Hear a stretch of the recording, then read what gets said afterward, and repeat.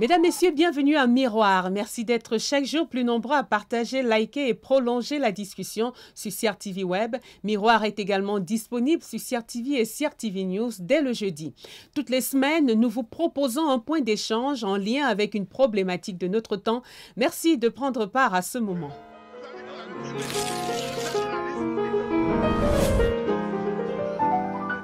Existait-il avant l'avènement des téléphones portables, les embouteillages d'Internet? En tout cas, c'est au XXe siècle finissant qu'il se dévoile et entraîne de nombreuses personnes dans sa frénésie, fugace, indicible. On n'a pas trouvé mieux que de le baptiser d'un nom lui-même impossible à traduire, le burn-out. Si en Occident, cette maladie est connue et prise en charge avec sérieux, chez nous, on a encore du mal à l'appréhender, trop abstrait. Et lorsque la connaissance primaire montre ses défaillances, le seul recours reste le nébuleux univers surnaturel, domaine des sorciers et autres esprits. Comment en effet comprendre une maladie dont les manifestations sont si peu visibles, peu appréciables? Le paludisme, on le reconnaît à ses symptômes, la grippe aussi, mais le burn-out, maladie bâtarde, est lente à diagnostiquer. C'est le premier écueil auquel font face les personnes souffrant du burn-out. Maux de tête, fatigue, palpitations, perte d'appétit, état général de déprime et d'angoisse permanente. Dans certains cas, il peut exister des variantes comme des ulcères d'estomac, des vomissements, une intolérance au bruit, à la lumière, aux écrans et à la lecture. Une certaine forme d'agoraphobie, on s'isole, on ne veut voir personne, on craint le monde extérieur. Des étapes psychologiques de fragilité qui, s'ils ne sont pas pris en charge, peuvent pousser à des actes désespérés. Notre reporter Diana Eyango a rencontré quelques victimes de burn-out. Son reportage.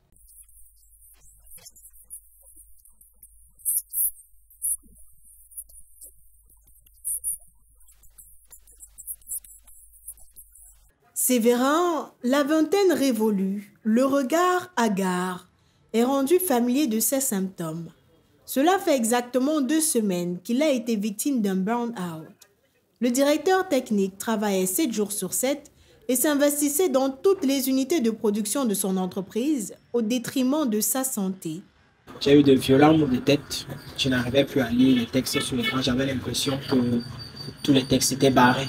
Quand c'est arrivé, j'ai d'abord pris ça pour une simple migraine habituelle.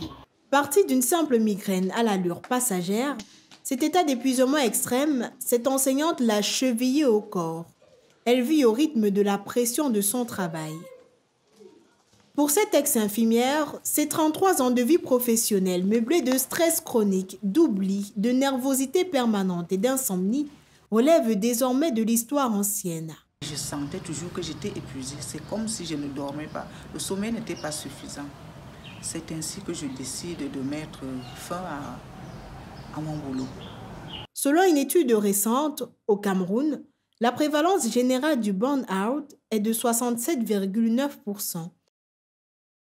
Malheureusement, souvent, l'entourage n'est pas averti. Il ne peut donc pas apporter un encadrement efficace. Le burn-out peut vraiment devenir handicapant. Les rares victimes qui ont recours à un spécialiste arrivent souvent en consultation d'urgence alors qu'ils ont déjà franchi la ligne rouge qui mène à la névrose.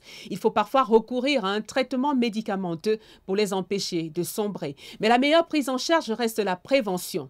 Surménage, pression sociale, persécution au travail, difficultés familiales, mauvaise alimentation. Le burn-out s'imprime patiemment dans nos stress quotidiens jusqu'à ce que la coupe déborde. Le docteur Irène Sissako est psychiatre et s'exprime au micro de Miroir. Lorsque nous rencontrons quelqu'un qui est victime du burn-out, nous recommandons le repos et nous essayons de faire par la suite la reconstitution identitaire. Par exemple, le perfectionniste, il faudrait qu'on l'amène à reconstituer son identité.